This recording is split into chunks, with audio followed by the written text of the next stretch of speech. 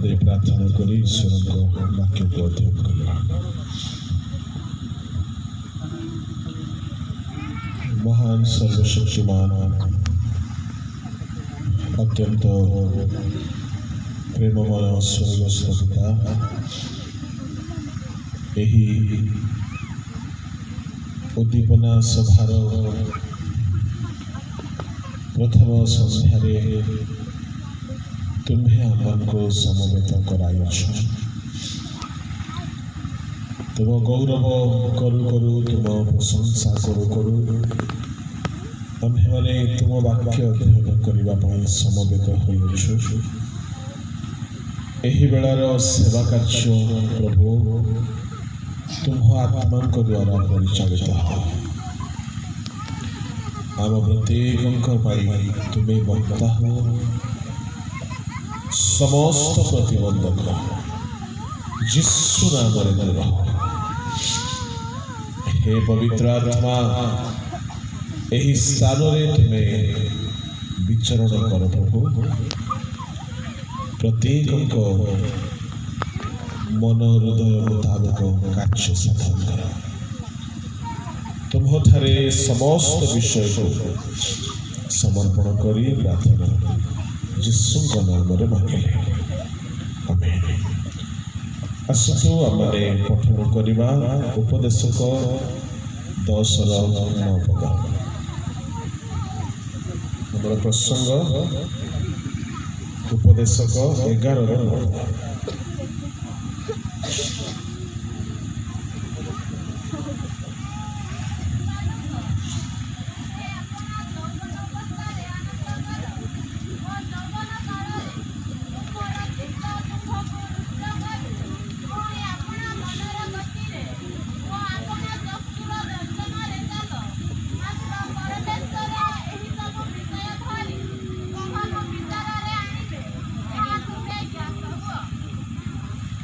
परमेश्वर एठारे कहउछन्ति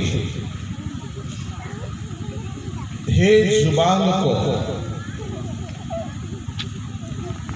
एहा विशेषतः युवक मानक पाई एक परामर्श अटे। तुम्हें अपना यौवनावस्थारे आनंद कर। वो यौवन काल तुम्हर चित तुम्हको रुष्ट करू। पुणी अपना मनर गति अपना चक्षुर दर्शन रे चल। मात्र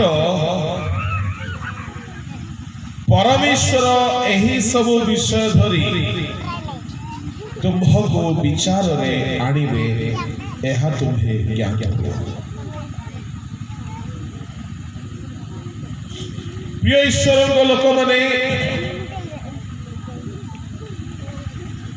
यौवनावस्थारे आनंद करिबा पाई आपणार चित्त को रुष्ट करिबा पाई मनर गति एवं अपना चक्षुर दर्शन रे चलिबा पाई अर्थात युवा मानकु निजर इच्छा अनुसार चलिबा बंचिबा जीवन यापन करिबा बहुत भल लगे। आओ सही समय प्रायतः युवा माने मन आओ चक्षुर ही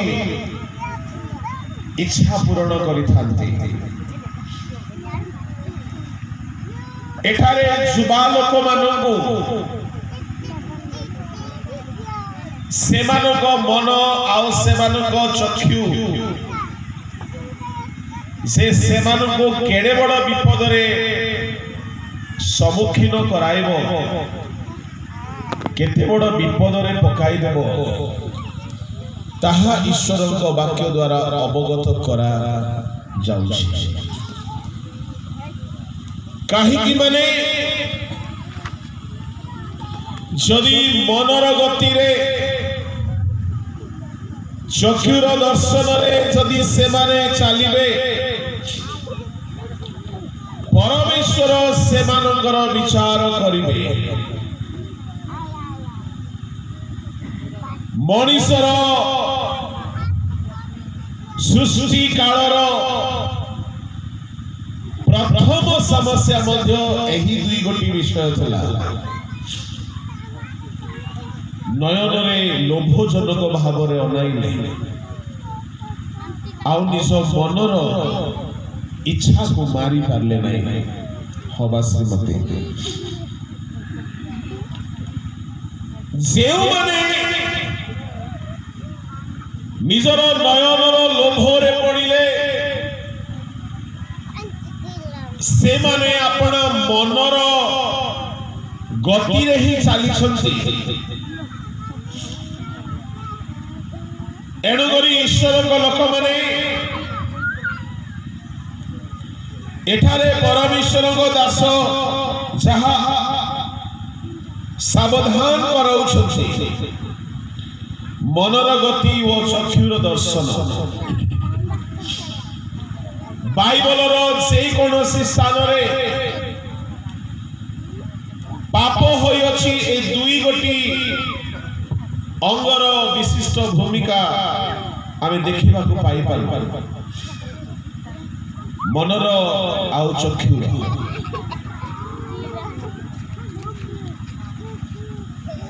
एणु आदि पुस्तक 6 अध्याय तहिर 1 पद टिके पढो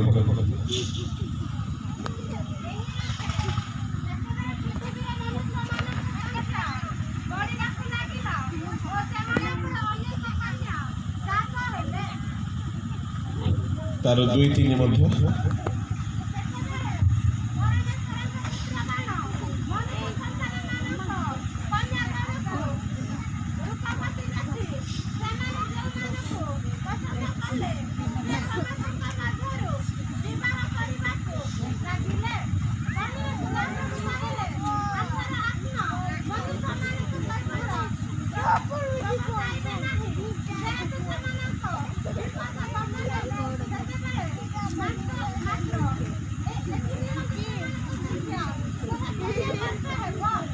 सेतेबेले परमेश्वर पुत्र गण मनुष्यर कन्या गण को रूपवती देखिला परे से मनरे इच्छा जात है विवाह करने आउ से माने केवल मनर गति रे चलवा को लगिले ईश्वर लोक माने तामने देखिबा होची बहुत सावधान रो विषय थे जेहेतु आमे माने जहा देखिबा ताहा ही हमर मनरे प्रभाव पकाइबो एणु करी मन को प्रभाव रे पकाइबा पाई मन को प्रभावित करिबा पाई अनेक माध्यम अछि तन्मध्यरु चक्षु गोटी माध्यम अटे जदि आमे माने कोनोसी एक्सीडेंट देखु दुर्घटना देखु कोनोसी भयंकर विवाद हणाकटार दृश्य देखो मन भयभीत हो जाए तामाने चक्षु नहीं कि मन चक्षु रे जहा देखे मन तदनुसारे चालित होए जदि आमाने कोनोसी भयभीत दृश्य देखिलो मन डरिबा को लागे जदि जने अंध लोक अछि से कोनोसी दृश्य देखि पारु नाही ता मन भितरे भय आसीबो नाही एणुकरी अनेक द्वार अच्छी जो सकल द्वार मानक नहीं पाप प्रवेश करे आ मन को कलुषित करे एणुकरी एई मन ए आत्मार मॉनिटर यह तो आम अन्य शब्द कहीपर कि आम मानकर हृदय प्रिय ईश्वर लोक मैंने माथ्यू 13 अध्याय गोटे सुंदर दृष्टांत जहाँकि बीज बुणाली दृष्टांत भाव में देखू आउ से दृष्टांत अति जना शुणा दृष्टांत अटे अनेक महान महान शिक्षा ए दृष्टांत मध्य दिया जाइछि अनेक गीत अछि अनेक पुस्तक लिखाई दृष्टांतटी होछि बीज बुणाली दृष्टांत बुणु बुणु केतेक बिहन बाट पाखरे पड़िला 13:4 पड़ से बुणु बुणु केतेक बिहन बाट पाखरे पड़िला पुणी चढ़े माने आसी से गुडी को खाई गले एई जो बाट पाखरे बिहन पड़िला एडा केउ बाट अटे 19 पद टिके पड़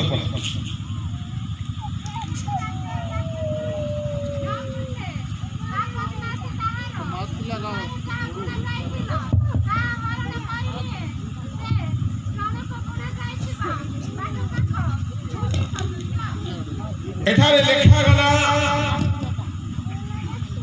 तार हृदय रे जहा बुणा जाइथिला प्रिय ईश्वर लोक माने मनुष्यर हृदय चारि प्रकार अवस्था कथा प्रभु यीशु ख्रीष्ट बीज बुणाली दृष्टांत रे कहउछथि से भीतर गोटे होची बाट पाखर भूमि एई भूमिर दुई गोटी विशेष समस्या कौन कौन लूक 8 अध्याय तार 4-5 पद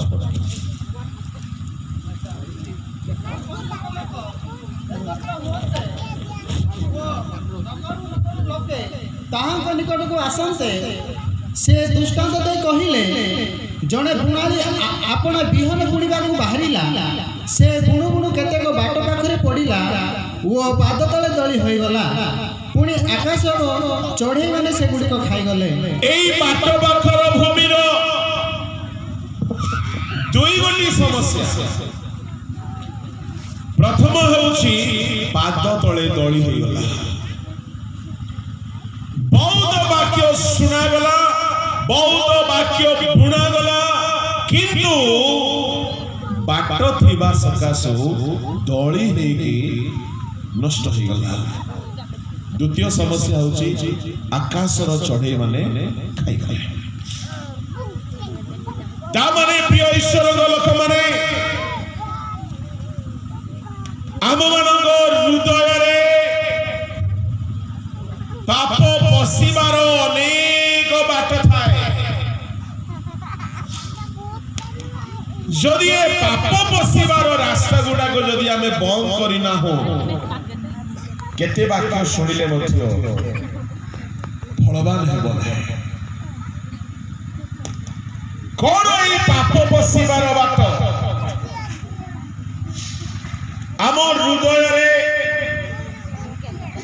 अनेक प्रकार बाट थिबा कथा माने देखि पारुछु बाट पाखरे पड़िला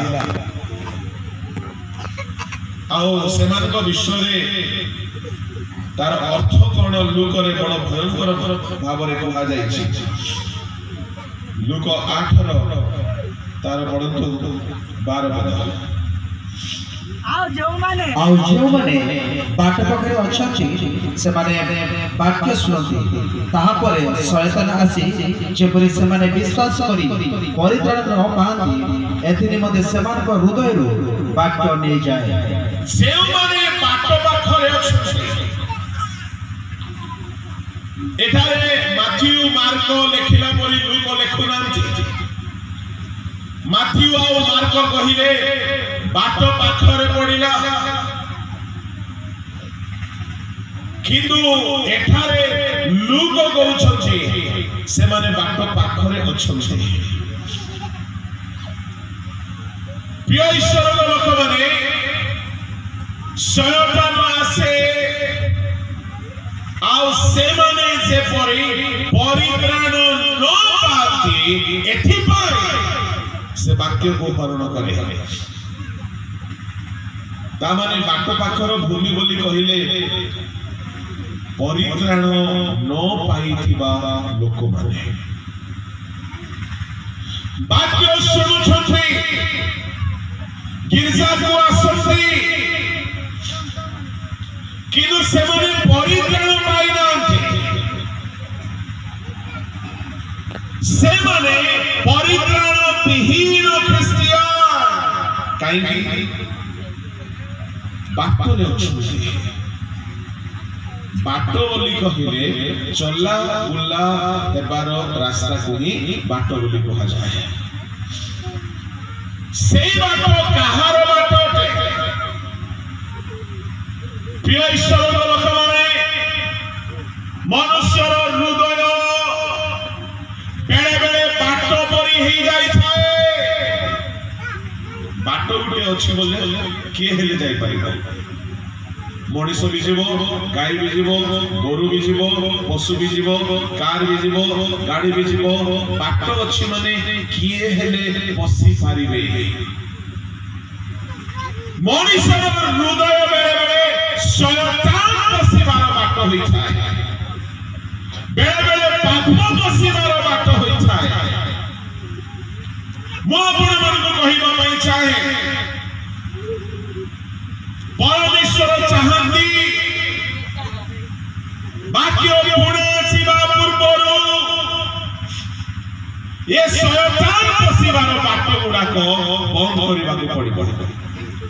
ବୁଣାଳି ବୁଣିବାକୁ ବାହାରିଲେ ମତେ ଆଶ୍ଚର୍ଯ୍ୟ ଲାଗୁଛି, ବୁଣାଳି ପ୍ରଥମେ ବାଡ଼ ଦେଲା ପରେ ଲଙ୍ଗଳ ହଳ ବୁଲାଇଲା ପରେ ବୁଣିବା କଥା। କିନ୍ତୁ ଏଠାରେ ବୁଣାଳି ଲଙ୍ଗଳ କି ହଳ ବୁଲାଇବାର କଥା ଲେଖା ନାହିଁ, କିମ୍ବା ରାସ୍ତାକୁ ବନ୍ଦ କରିବାର କଥା ବି ଲେଖା ନାହିଁ। ତାହେଲେ କଣ ବୁଣାଳିଙ୍କର ଭୁଲ? ଉତ୍ତମ ବିହନ ସେ ବୁଣନ୍ତି ସେ ମନୁଷ୍ୟ ପୁତ୍ର ଅଟନ୍ତି। ପ୍ରଭୁ ଯୀଶୁ ଖ୍ରୀଷ୍ଟ କେବେ ହେଲେ ଭୁଲ କରନ୍ତି ନାହିଁ। ପ୍ରିୟ ଈଶ୍ୱରଙ୍କ ଲୋକମାନେ, ଭାବି ଯୁଗରେ ମଣ୍ଡଳୀ ମଧ୍ୟରେ ଏହି ପ୍ରକାରର ଲୋକମାନେ ଥିବେ। ଶୟତାନ ପଶିବାର ବାଟ ସେମାନଙ୍କ ହୃଦୟରେ ଥିବ, କିନ୍ତୁ ସେମାନେ ବାକ୍ୟ ଶୁଣୁଥିବେ। ଶୟତାନ ପଶିବା ରାସ୍ତା ବନ୍ଦ କରିବେ ନାହିଁ, ଏହା ଯୀଶୁ କହିବାକୁ ଚାହୁଁଛନ୍ତି।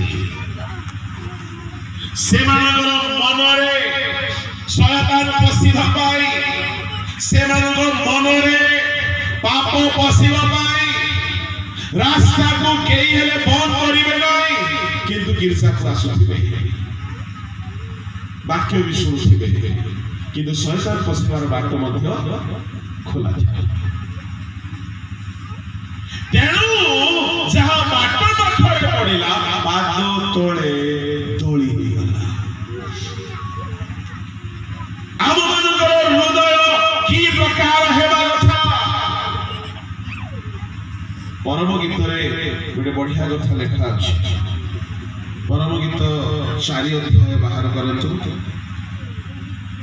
ସେଠାରେ ପରମ ଗୀତ ଲେଖକ କହୁଛନ୍ତି କି ମଣ୍ଡଳୀ ତହିଁର 12 ପଦ,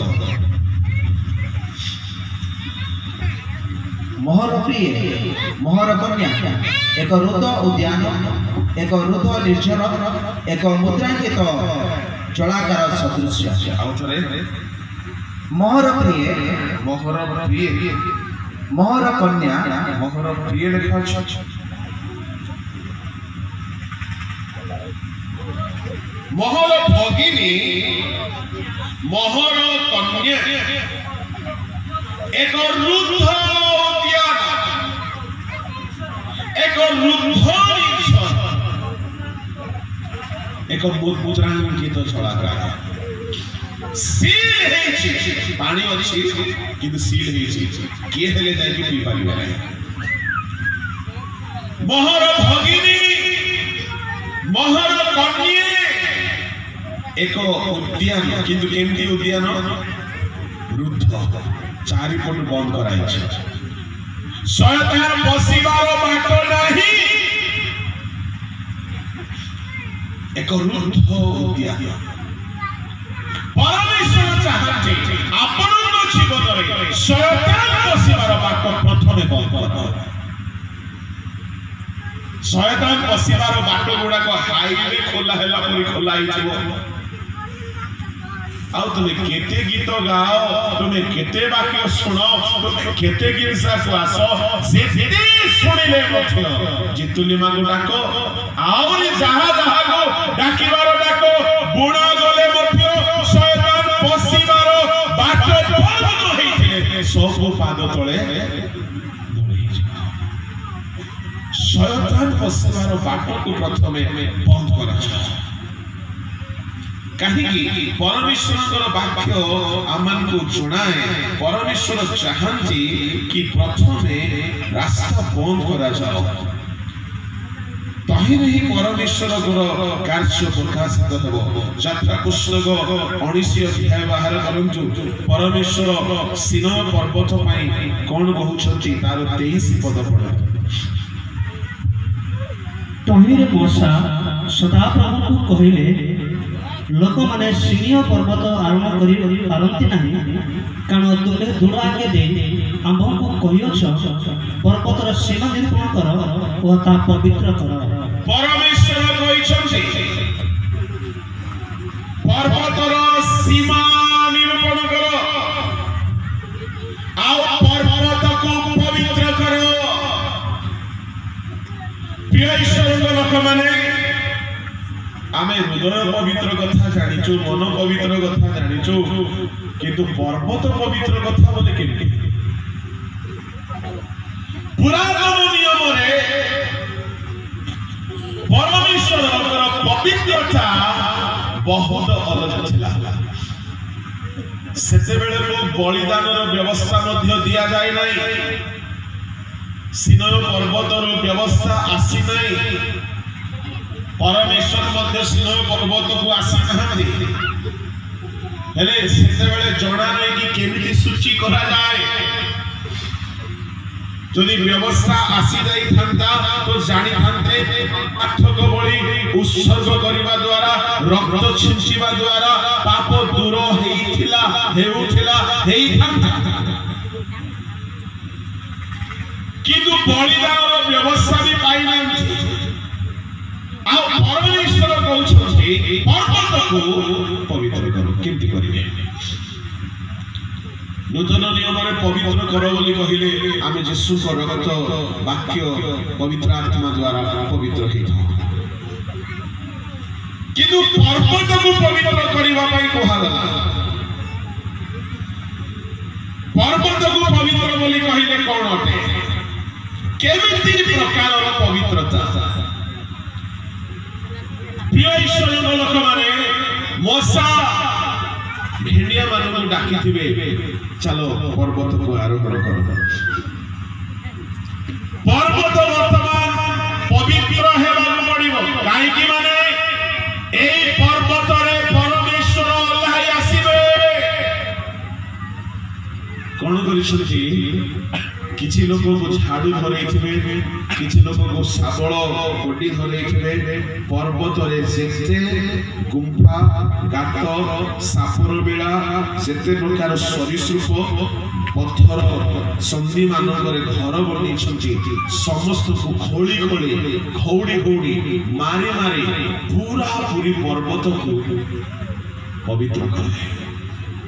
ଯଦି ସାପ ଥିବ ତ ସାପର ପରେ ପରେ ମୂଷାର ଥିବ, ଝିଙ୍କର ଥିବ, ବିଲୁଆର ଥିବ, ବିଭିନ୍ନ ପ୍ରକାର ଗାତ ଥିବ, ସେମାନଙ୍କର ମଳ ଥିବ, ଦୁର୍ଗନ୍ଧ ଥିବ, ସବୁକୁ ପରିଷ୍କାର କଲେ। ପରିଷ୍କାର କଲା ପରେ ବାଉଣ୍ଡ୍ରି ଲଗେଇ ଦେଲେ। ଏବେ ଆଉ କେହି ପଶି ପାରିବେ ନାହିଁ। ହାଲେଲୁୟା। ସୀମା ନିରୂପଣ କଲେ। କାହିଁକି ସୀମା ନିରୂପଣ କରାଗଲା? ଆଉ କେହି ପଶିବେ ନାହିଁ, କେବଳ ପ୍ରଭୁ ଆସିବେ। Praise the Lord. ଆମମାନଙ୍କ ହୃଦୟରେ ମଧ୍ୟ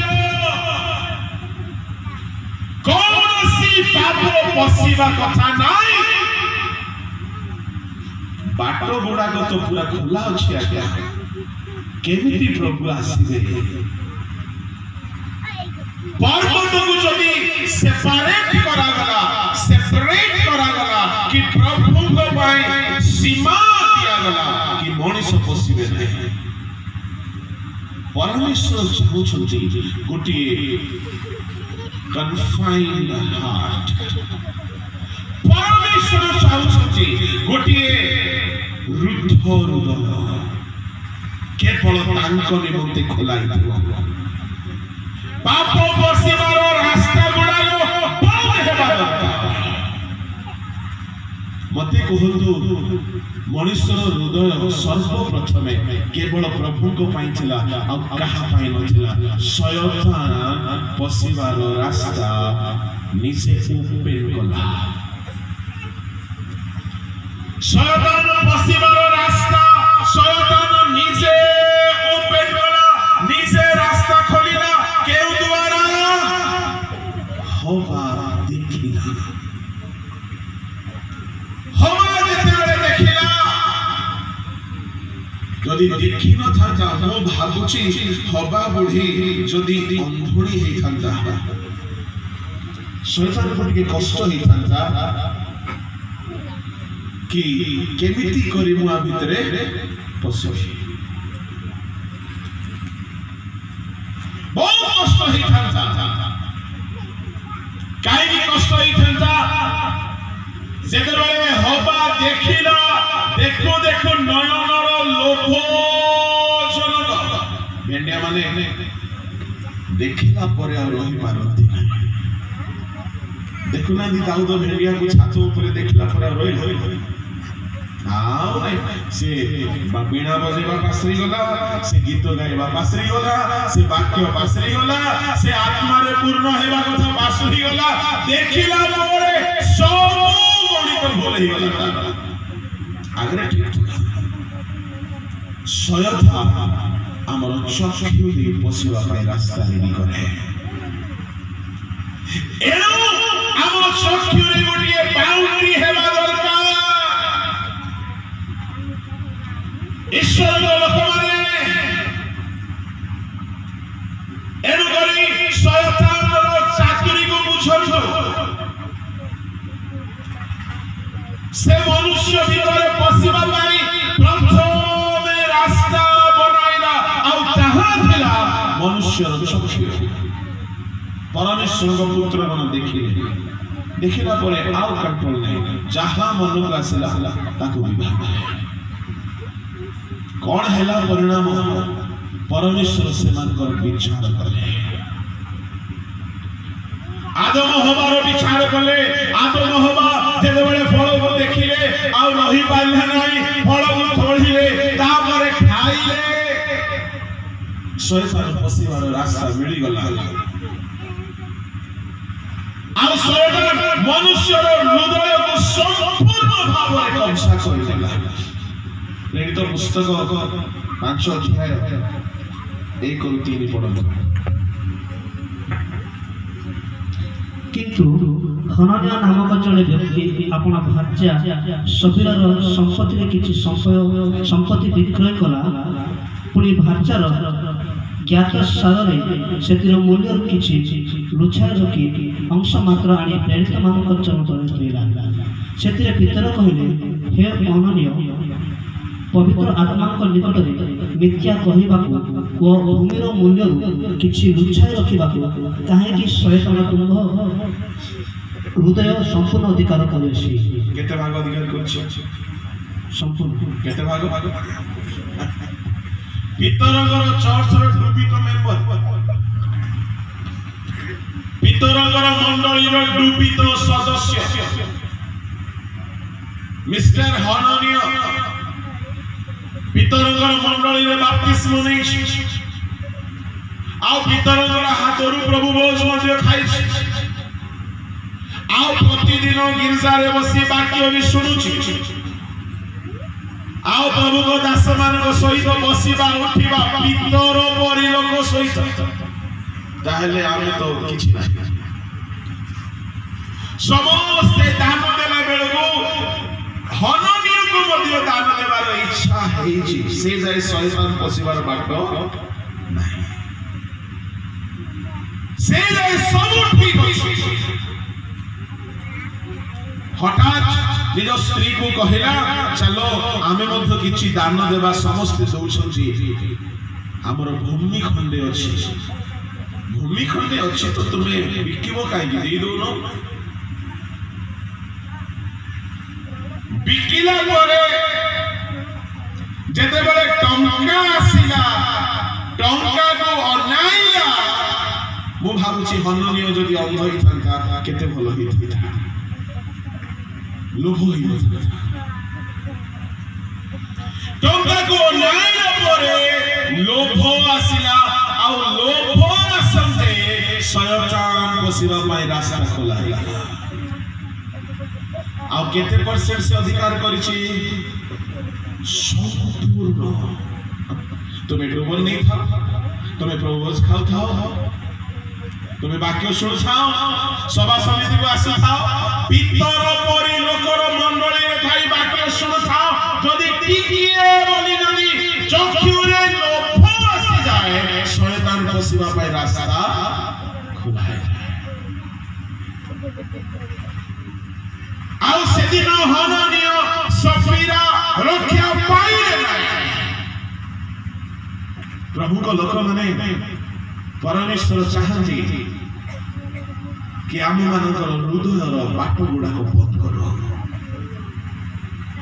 ଲୋଭ, ନୟନର ଲୋଭ ଶୟତାନ ପଶିବାର ବାଟ ଅଟେ। ହବା ଦେଖିଲା, ଲୋଭୀ ହେଲା, ଶୟତାନ ପଶିବାର ବାଟ ରେଡି ହେଇଗଲା। ମୋ ପ୍ରିୟ ଈଶ୍ୱରଙ୍କ ଲୋକମାନେ, ଏଣୁ ଚକ୍ଷୁର ଦର୍ଶନରେ ଯଦି ଆମେ ହବା କରି ଚାଲିବା, ହନନୀୟ ସଫିରା କରି ଚାଲିବା, ଶୟତାନ ପଶିବ। ଆଉ ପରମେଶ୍ୱର ହବାକୁ ମଧ୍ୟ ଦଣ୍ଡ ଦେଲେ, ହନନୀୟ ସଫିରାକୁ ବି ଦଣ୍ଡ ଦେଲେ, ଆଉ ନୋହଙ୍କ ସମୟର ଲୋକମାନଙ୍କୁ ମଧ୍ୟ ପାଣି ପିଆଇ ମାରିଲେ। ଏ ଯୋଉ ପୋଲିସ ମାନେ ମାରନ୍ତି ନାହିଁ କି ପାଣି ପକେଇ ପକେଇ, ଏଇଟା ଆମର ପ୍ରଭୁଙ୍କ ଠାରୁ ଶିଖିଛନ୍ତି ସେମାନେ। ଯୋଉମାନେ ବେଶୀ ଉତ୍ପାତ ହେଲେ ପ୍ରଭୁ ମଧ୍ୟ ପାଣିରେ ବୁଡେଇ ବୁଡେଇ ପିଇବେ। ସେତେବେଳେ ଯାହା ଯାହାକୁ ଦେଖିକରି ଆଖି ସେକିଥିଲେ। ପ୍ରିୟ ଯୁବା ଲୋକମାନେ, ଆଉ ଗୋଟିଏ ଯୁବାର କଥା ମୁଁ ଆପଣଙ୍କୁ କହିବି। ସେଇ ଯୁବା ମଧ୍ୟ ବଡ ବଡ ଭୟଙ୍କର ଭାବରେ ନିଜ ଆଖିକୁ ଶୟତାନ ପଶିବାର ବାଟ କରିଦେଲା। ଦାଉଦ ତ କଲା, ଆଉ ଜଣେ ହଉଛି ସାମସନ। ବାହାର କରନ୍ତୁ ବିଚାରକର୍ତ୍ତା ପୁସ୍ତକ।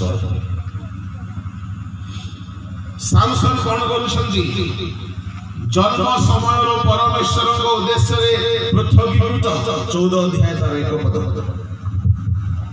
ଅନନ୍ତର ସାମସନ ତିମେନାକୁ ଯାଇ ସେ ସ୍ଥାନରେ ପଲିଷ୍ଠମାନଙ୍କ କନ୍ୟାଗଣ ମଧ୍ୟରେ ଗୋଟିଏ ସ୍ତ୍ରୀକୁ ଦେଖିଲା। ଦେଖିବାର ତ ସମସ୍ୟା। ये आगुरु हेले कहीं अंध होला नहीं बोली भाबुछु सामसन गोटिए कन्या को देखिला इस्राएल रो जिहुदीय कन्या ना पलेस्टीय कन्या तिम्ना को गला तिम्ना इस्राएल रो बाहर पलेस्टीय मानव कन्या गण मध्य जोठी उगाए झियो माने थिले ए सामसन सिठिया का जाई बेसी प्रार्थना करबो जोड़ी झियो माने बंदा बंदा हे गेथिबे बोले सेठी कोहा का जीव ये गिरजा प्रार्थना पाई पलेस्टीय मानकर कन्या गण भितरे तू गुडे नासरी तू काई कि जीव ताको बेसी पसंद झियो मानक भितरे मिनिस्ट्री करबा पलेस्टीय मानकर कन्यागण मध्य गोटे स्त्री लोक को देखिला आपण माता पिता को कहला मु तिम्ना रे गोटे स्त्री देखी मते बाहा करे दे ता माँ बापा कहले समुदाय लोक मध्य कौन इस्राएल मध्य गोटे झियो नाई कि ताको मन हो जाए छाड़ 16 एक पढ़ो अनंतर सामसन घोषा को जाई सेटाले एक बेश्या देखि ताहा कतिकी गला देखो चकियार बुद्धि अनंतर सामसन तिम्ना को गला पलेस्टीय कन्या गण को देखि जण को बाहर हेबा पई जिद कला एबे घोषा को गला आउ टिके प्रमोशन हो जाए काको देखला हमें बेसिया को देखला जदि हमर आखिर रास्ता को बंद करबा नै धीरे धीरे धीरे देखबाटा बड़ी चलिबो जुबा माने सावधान तुम मोबाइल रे तुम कोन देखु छ जदि तुमे जागृत हेबो नै परमेश्वर चक्षुर विचार करिवे जुबा पिला माने मोबाइल आसिला परे एते भयंकर भाबरे निज चक्षुरे पापरे पूर्ण हो छुटी मते बेले बेले बुझा पड़े नहीं गाँ रे नेटवर्क नहीं किंतु बड़ बड़ मोबाइल कहीं की अच्छी बोली भाबे गाँ रे किंतु नेटवर्क नहीं किंतु बड़ बड़ मोबाइल सब माने माने प्रार्थना करे नेटवर्क आसे ना कौन नेटवर्क पाइबा पाई हेले 15 किलोमीटर गले आला मिलबो किंतु एमानकर मोबाइल राती बेले को किंतु ऑन थाए बिना नेटवर्क रे दिने कौन हिची गोटे बुढ़ी मां आसी की कहिला मंडली रे साक्ष्य दे की कहिला पालक बाबू मो पुओ राती बेले जिसु बापांको परि देखा जाउछि केमती मामा नहीं जिसु बापांकर मुंडो जेमती पूरा लाइट हेकी ठाउछि मो पुओ राती बेले मो पुओर मुंडो मते सेमती हे जाउछि केमती से नहीं राती बेले पूरा जिसु को पड़े लागुछि ये पास्टर बोले राती बेले जिसु और दिन बेले नहीं मोर को नॉर्मल थाउछि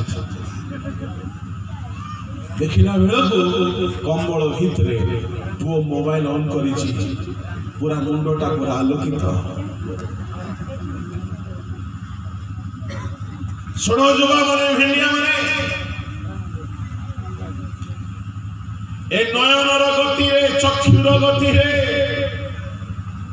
अनेक जुबा माने बर्बाद होउछन्ति अनेक अश्लील फोटो गुड़ाक सिनेमा गुड़ाक चलचित्र गुड़ाक मूवी गुड़ाक नेटवर्क एरिया रे जो गछरे लागुछि से गछरे मांकड़ मध्य चढ़ी पारिबो कि नाही कि आंखी चढ़ी करी नेटवर्क रो डाउनलोड करी के रखिबे आ आसी की घरे मिनिस्ट्री स्टार्ट कांग्रेचुलेशन करू थांतु कोरोना बोले तो छाड़ू ना तुम्हें कौन देखुछ बाइबल कहूछि से अधर्माचारी से आहुरी କିନ୍ତୁ ମନେ ରଖିଥାଅ ପ୍ରଭୁ ତୁମର ବିଚାର କରିବେ। ଆମ ପ୍ରଭୁ ବାଧ୍ୟ କରନ୍ତି ନାହିଁ ଛାଡ଼ ବୋଲିକି।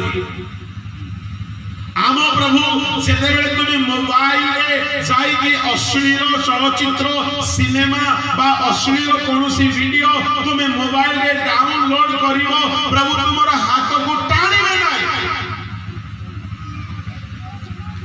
ଯଦି ଆପଣ ଜାଣି ଜାଣି ପାପ କରିବେ ପ୍ରଭୁ ଆପଣଙ୍କୁ ମନା କରିବେ ନାହିଁ, ବିଚାର କରିବେ। ଆଦମ ହବା ପ୍ରଥମ ଥର ପାପ କଲା ବେଳେ ପ୍ରଭୁ କାହିଁକି ଆସିକି ହାତକୁ ଟାଣି ଦେଲେ ନାହିଁ? ଦୂତ ପଠେଇକି ଟାଣି ଦେଇଥାନ୍ତେ, ଖା ନା ନା ନା କହିଲା ବେଳେ କହିବେ, ବାକି ସମୟରେ କହିବେ ନାହିଁ। ତମେ ମୋବାଇଲରେ ଅଶ୍ଳୀଳ ବିଷୟ ଗୁଡାକ ଦେଖିବା ପାଇଁ ଇଚ୍ଛା କଲା ବେଳକୁ ପ୍ରଭୁ ଆସିକି ମନା କରିବେ ନାହିଁ। ଚାଲ ଚାଲୁ ବିଚାର ହେବ। ଆତ୍ମାଙ୍କ ଦ୍ୱାରା ଚାଲୁଥିବା ଗୋଟିଏ ଯୁବା ଲୋକ 20 ବର୍ଷ କାଳ ଅନ୍ୟମାନଙ୍କୁ ଶିକ୍ଷା ଦେଉଥିବା ଗୋଟିଏ ଯୁବା ଲୋକ, ଇସ୍ରାଏଲକୁ ବିଚାର କରୁଥିବା ଗୋଟିଏ ଯୁବା ଲୋକ, ସେ ଗୋଟିଏ ବିଚାରକର୍ତ୍ତା ଥିଲା। ବିଚାରକର୍ତ୍ତା ବୋଲି କହିଲେ ମନେକର କେହି ଯଦି ବ୍ୟଭିଚାରରେ ପଡ଼ିଛି, ସେ ଆସିବେ ସାମସନ ପାଖକୁ, ଆଜ୍ଞା ଆମେ ଏମିତି ପାପରେ ପଡ଼ିଗଲୁ, ଆମ ପାଇଁ ଟିକେ ପ୍ରାର୍ଥନା କର, କିଛି ରାସ୍ତା ବତେଇ ଦିଅ। ସେ କହିବେ ବ୍ୟଭିଚାର କର ନାହିଁ ବୋଲି ଲେଖା ଅଛି ପରା। ନିଜେ ବ୍ୟଭିଚାର କର ନାହିଁ ବୋଲି ଲୋକମାନଙ୍କୁ ବୁଝାଇବେ, ବୁଝାଇଲା ବେଳକୁ ପୁରା ଜବରଦସ୍ତ ଭାବରେ ବୁଝାଇବେ, ବାକି ସମୟରେ ନିଜେ ଯାଉଥିବେ କୋଉଠି କୋଉଠି ବେଶ୍ୟା ମାନେ ଅଛନ୍ତି। ତାମାନେ ପୁଲପିଟରେ ହିରୋ, ପ୍ରାକ୍ଟିକାଲରେ ଜିରୋ। 20 ବର୍ଷ କାଳ ଶିକ୍ଷା ଦେଲେ, ସେ 20 ବର୍ଷ କାଳ ପ୍ରଚାର କଲେ, 20 ବର୍ଷ କାଳ ଇସ୍ରାଏଲ ମାନଙ୍କୁ ବୋକା ବନେଇକି ରଖିଲା ପରି ରଖିଲେ। କାହିଁକି? ତାଙ୍କର ଦାଢି ଦେଖିଲେ ଭୟଙ୍କର ଲମ୍ବା ଅଛି, ତାଙ୍କର ମୁଣ୍ଡର ଚୁଟି ଲମ୍ବା ଲମ୍ବା ଅଛି, ଦେଖିଲେ ଲାଗୁଛି ପ୍ରକୃତରେ ଗୋଟେ ଧାର୍ମିକ ଗୁରୁ। କିନ୍ତୁ ଘଷାକୁ ଯାଉଛନ୍ତି ସିନେମା ଦେଖିବାକୁ, ତିମ୍ନାକୁ ଯାଉଛନ୍ତି ଝିଅ ଦେଖିବାକୁ। ସେ ତ ଛାଡ଼ନ୍ତୁ, ଦେଖିଲେ ଯେ ବେଶ୍ୟାକୁ ହିଁ ଦେଖିଲେ। ଆଉ ଦେଖନ୍ତୁ ତାଙ୍କର ଆଉ ଗୋଟେ ସମସ୍ୟା, 16:1 ବେଶ୍ୟାକୁ ଦେଖିଲେ ଆଉ ରହିପାରିଲେ ନାହିଁ, ବେଶ୍ୟା ପାଖକୁ ଚାଲିଗଲେ। 2-3 ପଢିଦିଅ। ତହିଁରେ ସାମସନ ଏହି ସ୍ଥାନକୁ ଆସିଅଛି, ଏହି କଥା ଘଷାତୀୟ ଲୋକମାନଙ୍କୁ କୁହାଗଲା। ତ ସେମାନେ ତାହାକୁ ଘେରି ସମସ୍ତ ରାତ୍ରି ତାହା ପାଇଁ ନଗର ଦ୍ୱାରରେ ଚକି ବସିଲେ। ପୁଣି ରାତ୍ର ଯାକ ତୁନି ରହି କହିଲେ, ସକାଳେ ଆଲୁଅ ହେଲେ ଆମ୍ଭେମାନେ ତାହାକୁ ବଧ। ଘଷା ବୋଲି ଗୋଟିଏ ନଗରକୁ ଗଲା, ଆଉ ଗୋଟିଏ ବେଶ୍ୟାର ଘରେ ଯାଇକି ରାତ୍ରିରେ ହୋଲ ନାଇଟ୍ ପ୍ରେୟର କରିଥିବ ବୋଧେ। ସେଠି କଣ କଲା ଲେଖା ନାହିଁ, ରାତ୍ରିରେ ତା ପାଖରେ ରହିଲା। ଆମେ କାହିଁ ଖରାପ ବୋଲି ବୁଝିବା, ପ୍ରାର୍ଥନା କରିଥିବ ପାଷ୍ଟର ଲୋକ ତ। ଆଉ ସେ ରାତି ସାରା ବେଶ୍ୟା ଘରେ ରହିଲା। କି ଭୟଙ୍କର ପ୍ରେୟର ହେଇଥିବ କି ସେଠି। ଆଉ ରାତି ଯାକ ସୈନିକ ମାନେ ମଧ୍ୟ ଚୁପଚାପ ଅଛନ୍ତି, ଏ ସୈନିକ ମାନେ ମଧ୍ୟ ଡିଷ୍ଟର୍ବ କରୁନାହାନ୍ତି ନାଇଟ୍ ପ୍ରେୟରକୁ। ପାହାନ୍ତିଆ ହେଲେ ଆମେ ତାକୁ ମାରିବୁ। ସାମସନ ଭାବୁଛି, ଓ ପ୍ରଭୁ ମତେ କେହି ଧରି ପାରୁନାହାନ୍ତି। ଭେଣ୍ଡିଆ ମାନେ ଭାବନ୍ତି, ମୁଁ ଏମିତି ସ୍ମାର୍ଟ ଯେ ମୋ ମା ବି ଜାଣିପାରୁନି, ମୋ ବାପା ବି ଜାଣିପାରୁନି, ମୋ ପାଷ୍ଟର ତ ଆହୁରି ବୋକାଟା। କେହି ଜାଣିପାରୁନାହାନ୍ତି ମୁଁ କଣ ଧନ୍ଦା ଚଲେଇଛି। ଯୁବାଲୋକ ପରମେଶ୍ୱର ବିଚାରରେ ଆଣିବେ, ତାଙ୍କର ଚକ୍ଷୁ ସର୍ବତ୍ର ଭ୍ରମଣ କରାଇ ପାହାନ୍ତିଆ ହେଲା ବେଳକୁ ସେତେବେଳେ ତାକୁ ଜଣା ପଡିଲା କି ନଗରର ସବୁ ସ୍ଥାନରେ ସୈନିକ ମାନେ ଛକିଛନ୍ତି। ଅଧରାତିରେ ଶୟନ କରି ଉଠିଲା, ଆଉ ଅଧରାତିରେ ଉଠି 3 ପଦ ପଢ।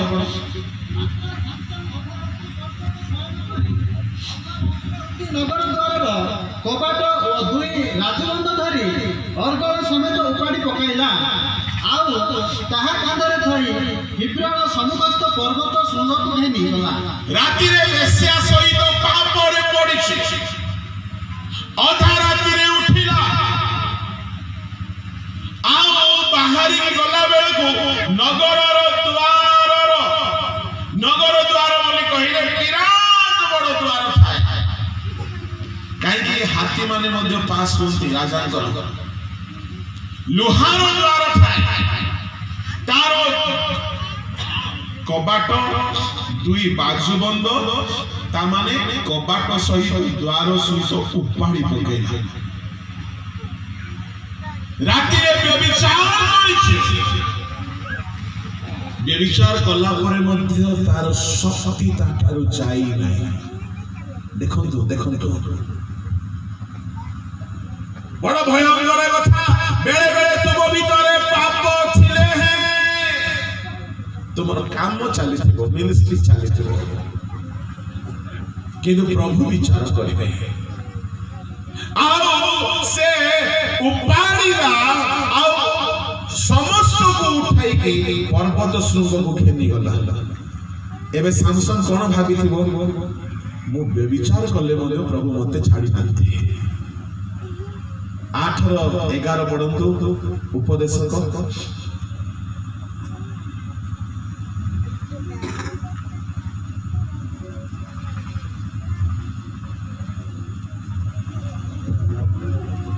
କୁକର୍ମ ବିରୁଦ୍ଧରେ ଦଣ୍ଡାଜ୍ଞା ତୁରୀର ନହିବାରୁ ମନୁଷ୍ୟ ସନ୍ତାନ ମାନଙ୍କ ଅନ୍ତଃକରଣରେ କୁକର୍ମ କରିବାକୁ ସମ୍ପୂର୍ଣ୍ଣ ଆସକ୍ତ ହୁଅ। କୁକର୍ମର ଦଣ୍ଡ ତ୍ୱରିତ ସିଦ୍ଧ ନହିବାରୁ ମନୁଷ୍ୟ ମାନଙ୍କର ଅନ୍ତଃକରଣ କୁକର୍ମ କରିବାକୁ ଆସକ୍ତ ହୁଏ। ସାମସନ ସହିତ ସେଇଆ ହେଲା।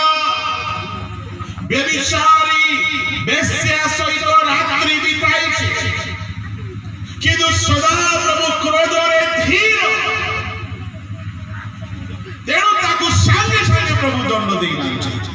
ଇଏ ଭାବିଲା ମତେ ଦଣ୍ଡ ତ ମିଳିନାହିଁ, କୁକର୍ମ କରିବାକୁ ମନ ଆସକ୍ତ ହେଇଗଲା। ଈଶ୍ୱରଙ୍କ ଲୋକମାନେ ତା ତଳକୁ ପଢନ୍ତୁ 16ର ତହିଁର 4 ପଦ।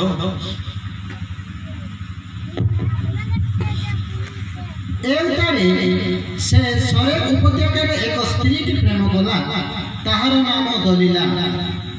ନିଜେ ଯାଇକି ପ୍ରେମ କଲା। ଅନେକ ଏମିତି ଭାବରେ ବଦନାମ କରନ୍ତି, ଦଲିଲ ବରବାଦ କରିଦେଲା ବୋଲି। ନା ନା ନା ନା ନା ନା ନା, ସେ ଦଲିଲାର ହୃଦୟରେ ଗୋଟେ 5 ପଇସାର ମଧ୍ୟ ପ୍ରେମ ନାହିଁ ସାମସନ ପାଇଁ। ଇଏ ନିଜେ ଖୋଜି ବୁଲୁଛି, ଦିନକୁ ଯାଉଛି, କୋଉ ଦିନ ଘସାକୁ ଯାଉଛି, କୋଉ ଦିନ ସରେକ ଉପତ୍ୟକାକୁ ଯାଉଛି, ଖାଲି ଝିଅ ଧନ୍ଦା। ବାହାରେ ଦେଖିବାକୁ କେମିତି ଆଜ୍ଞା, ଲମ୍ବା ଦାଢି, ଲମ୍ବା ଚୁଟି, ଦେଖିଲେ କେମିତି ଦେଖାଯାଉଛି, ପୁରା ସାଧୁ ବାବାଜୀ। ଆଉ ଇଏ ଯାଇକି ଦଲିଲାକୁ ପ୍ରେମ କଲା। ଦଲିଲା କରିନାହିଁ, ଇଏ କଲା ୱାନ୍ ସାଇଡେଡ। ଇଏ ନିଜେ ଯାଇକି କହିଥିବ ମୁଁ ତମକୁ ଭଲ ପାଏ କି କଣ କଣ କୁହନ୍ତି ମତେ ତ ଜଣା ନାହିଁ ସେଟା।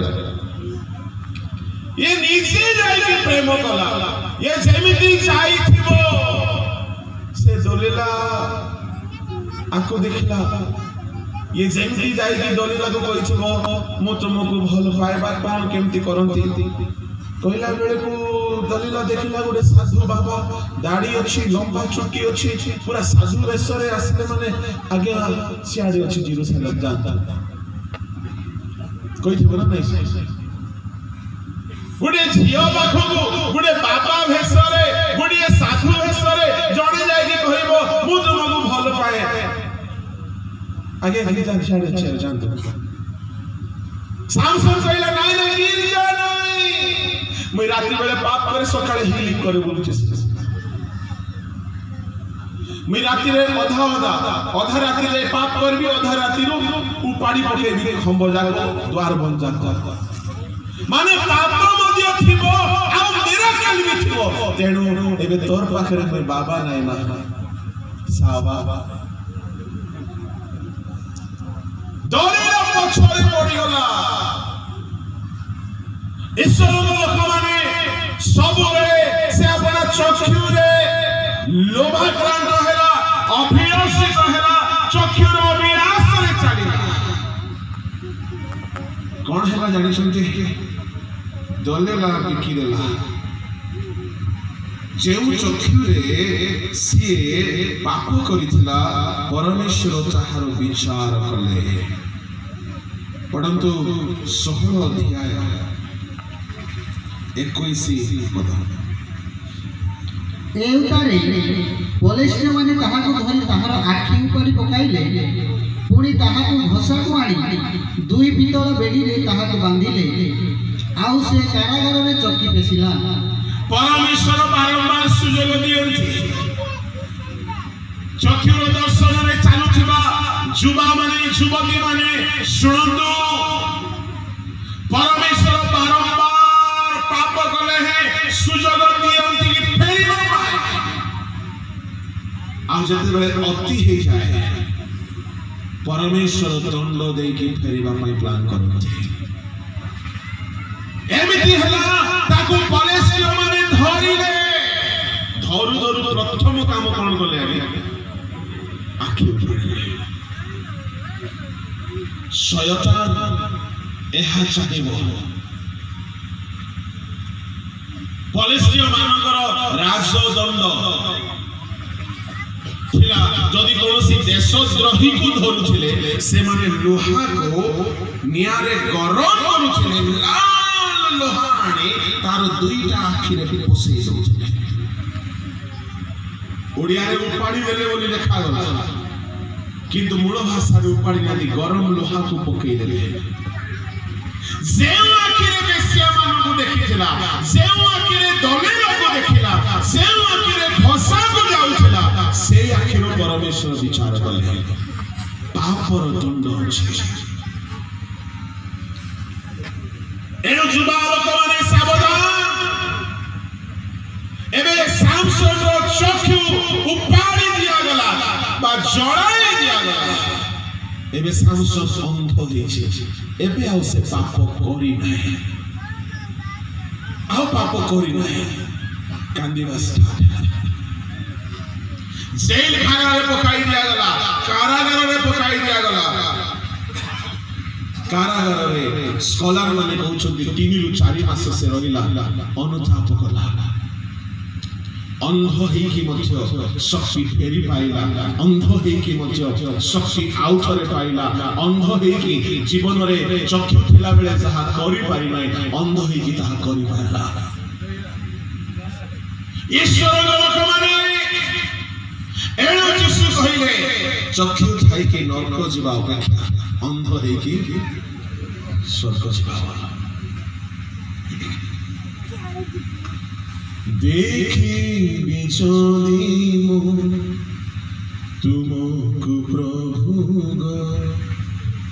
জীবনে অন্ধ হই। ଆଉ ବୋଲନ୍ତୁ ନାହିଁ। ଆମମାନଙ୍କର ଚକ୍ଷୁ ଆମେ କଣ ଦେଖୁଅଛୁ ମନେ ରଖିଥାନ୍ତୁ, ପରମେଶ୍ୱର ତାହାର ବିଚାର କରିବେ। କାହିଁକି ମାନେ ଯାହା ଆମେ ଚକ୍ଷୁରେ ଦେଖୁ ତାହା ଆମ ମନ ଭିତରେ ଗଜା ହେବାକୁ ଲାଗେ। କାହିଁକି ଚକ୍ଷୁ ଦେଇ ହିଁ ପାପ ପଶେ, ଚକ୍ଷୁ ଦେଇ ହିଁ ଶୟତାନ ପଶେ। କେବଳ ଚକ୍ଷୁ ନାହିଁ, ଗୁଡ଼ାଏ ବାଟ ଅଛି ଶୟତାନ ହୃଦୟ ଭିତରେ ପଶିବା ପାଇଁ। ସେ ଭିତରୁ ମୁଁ ଗୋଟିଏ ଆପଣମାନଙ୍କୁ କହୁଛି, ଚକ୍ଷୁ। ଈଶ୍ୱରଙ୍କ ଲୋକମାନେ ଆପଣଙ୍କର ହୃଦୟ ବାଟ ପାଖର ଭୂମି ପରି ନ ହେଉ, ଶୟତାନ ପଶିବା ରାସ୍ତା ଗୁଡ଼ାକ ବନ୍ଦ କରିଦେଇଛ। ଆୟୁବ 31:1 ପଢ଼ନ୍ତୁ। ଆୟୁବ ଶୟତାନ ପଶିବା ବାଟକୁ ବନ୍ଦ କରିଛନ୍ତି, ପାପ ପଶିବା ବାଟକୁ ସେ ବନ୍ଦ କରିଛନ୍ତି। ମାଇକରେ ପଢ଼ମ, ମାଇକରେ ପଢ଼। ମୁଁ ଆପଣ ଚକ୍ଷୁ ଶୁଣି ନିୟମ କଲି, ତେବେ ମୁଁ ଯୁବତୀ ପ୍ରତି କିପରି ଅନାଇବି? ଦେଖନ୍ତୁ ଦେଖନ୍ତୁ, ବୁଢ଼ା ଲୋକ ସେ, 10ଟା ପିଲାର ବାପା, मते टिके साहाय्य करिवे 10टा पिलार बापा बोले बयस केते हिथिबो कम से कम आपण माने जोटा कहले भी मु एग्री हेबी काहे कि लेखा नै से आगे 60 रु 10टा पिलार बापा बोले हिथिबो आके 60 तले मने करो 30 वर्ष बयस रे बाहा हिथिबो प्रति 2 वर्ष रे गुटे गुटे कैलेंडर छपुथिबो प्रोडक्शन होथिबो ताहले 10 गुणे 20 वर्ष 50 वर्ष तो हिथिबो तो 50 वर्ष रे गोटे लोक गुटे युवती को देखिले असुविधा होची ताकू देखो से मन चक्षु संगले नियम कला मु युवती को नेले केमती अनेबी काई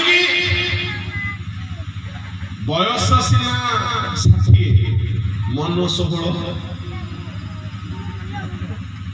बयस सिना 70 मन 17 एहा जदि आयो सासरे अछि माने आमे कोन अन्य ग्रह रखी आम संगे भी हबो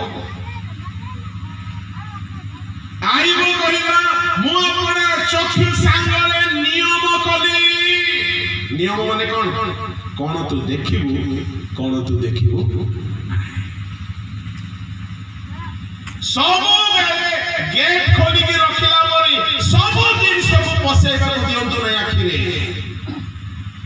मोबाइल यूज करंतु मना नाइ आपण सोशल मीडिया रे थांतु मना नाइ फेसबुक रे थांतु मना नाइ यूट्यूब देखंतु मना नाइ किंतु नियम करंतु चक्षु रे कोन देखिबे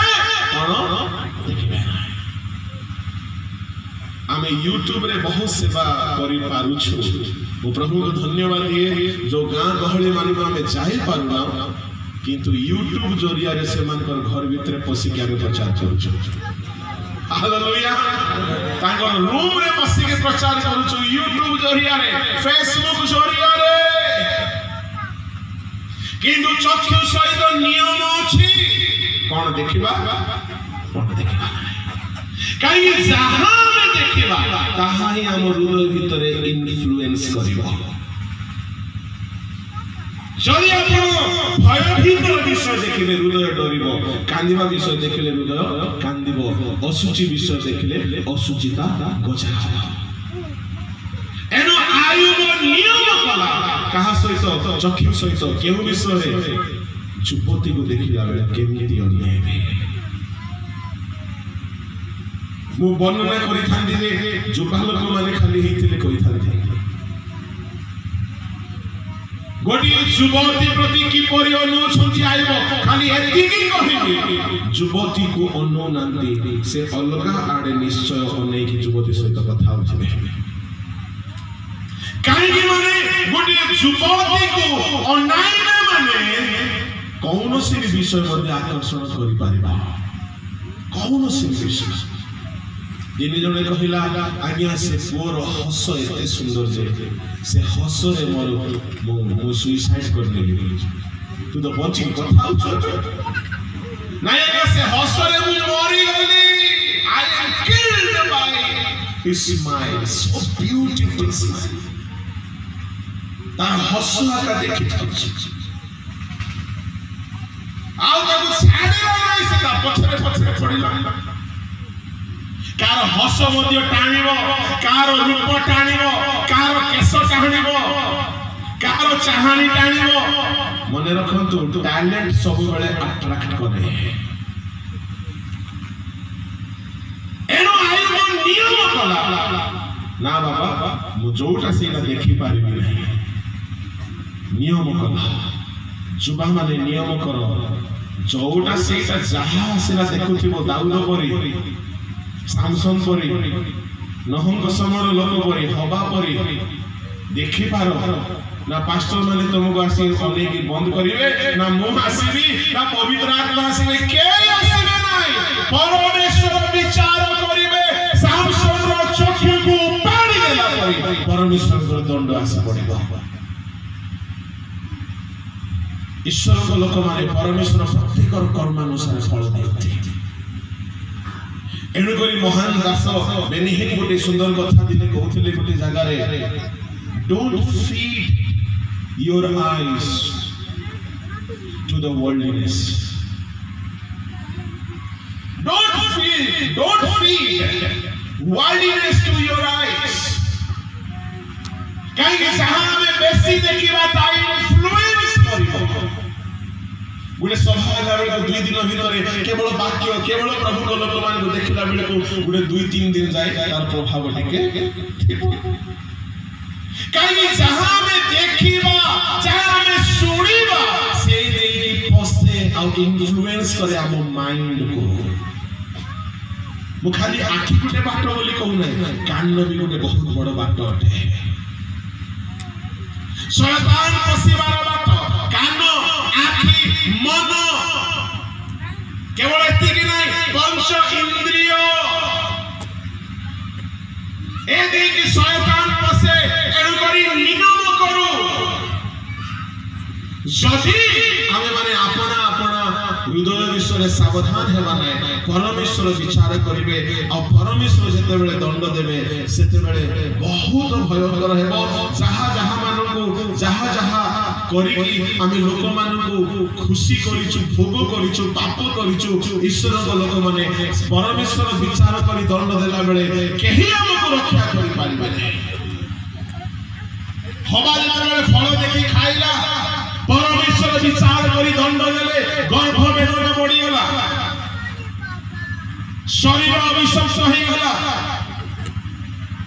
केही नाहंती तार दुख दूर करिबा पाए आदि मध्य स्त्री माने कष्ट भोगुछन्ति परमेश्वर विचार करते नहको समय लोक माने अनाइले जाको जहा इच्छा विवाह कले समस्त दंड पाइले मले दाऊद अनाइले व्यभिचार कले परमेश्वर तार दंड देबे पब्लिकली दंडग्रस्त हेबे आज मध्य पुलपिट रे दाऊदर भल कथा को बेसी कम कहा जाए किंतु तांकर पापर कथा को बेसी चर्चा करा जाए एनु को अपन मन को कहिबी मन गति रे चक्षुर दर्शन रे चालीबा विषय रे आमे माने सावधान हे जेहेतु परमेश्वर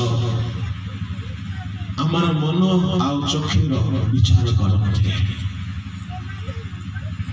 लंबा समय जाई से दंड को भोगिबा को पड़िबो थरकर पाप थिला हबार थरकर पाप थिला दाऊदर किंतु लंबा समय पर्यंत पापर दंड भोगिबा को पड़िला एनो पापर क्षणिक सुख भोग अपेक्षा ईश्वर को लोक मान सहित दुख भोग करिबा श्रेष्ठ विषय हेबार अछि प्रभु को लोक माने अपना चक्षु विषय सावधान होतो जदि परमेश्वर विचार परमेश्वर दंड रक्षा पाइबा चाहूछन्ति मु आपण को शेष कथा गोटे कहि समाप्त करिवे आपणकर चक्षु दर्शन पाइबार चक्षु नहीं जाओ आपणकर चक्षु कृष्य छवि अंका जाइतिबार चक्षु नहीं जाओ आपणकर चक्षु जिरमियंग चक्षु परि अश्रु झराइबार चक्षु नहीं जाओ आपणकर चक्षु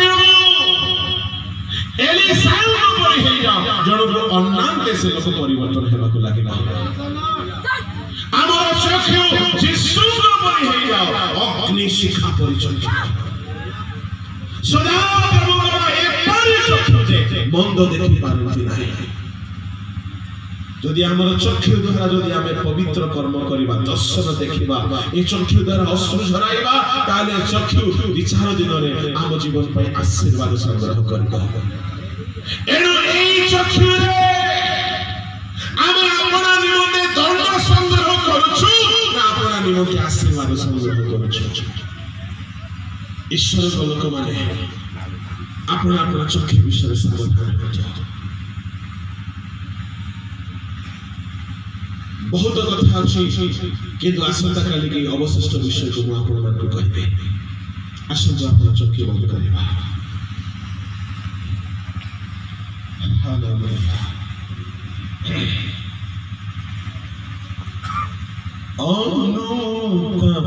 অনুতাপনিরণে কান্দে মন্তর ভাড়ে মুহি দিল মোলাগির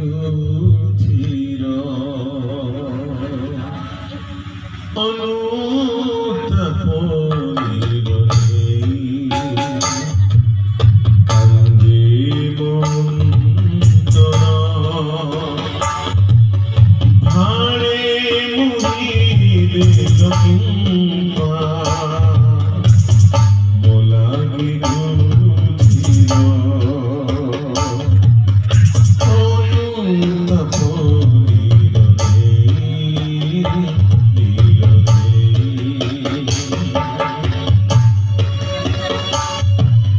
ଈଶ୍ୱରଙ୍କ ଲୋକମାନେ ଯଦି ଆମ ଚକ୍ଷୁରେ ଆମେ କୌଣସି ପାପ କରିଛୁ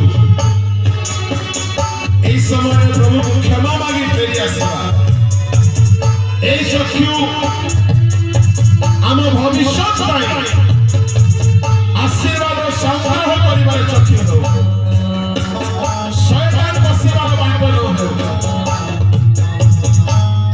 এই ଚକ୍ଷୁ ଆମର ପୁରସ୍କାର ପାଇବାର କାରଣ ହେଉ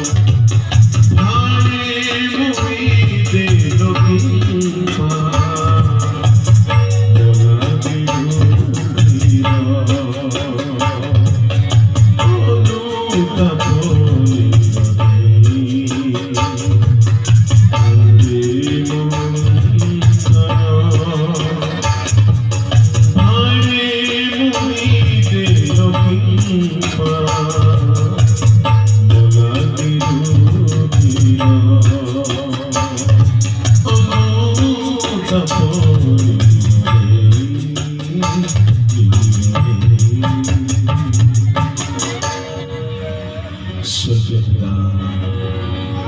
ଆମମାନେ ମନର ଦର୍ଶନରେ ଚାଲିଛୁ,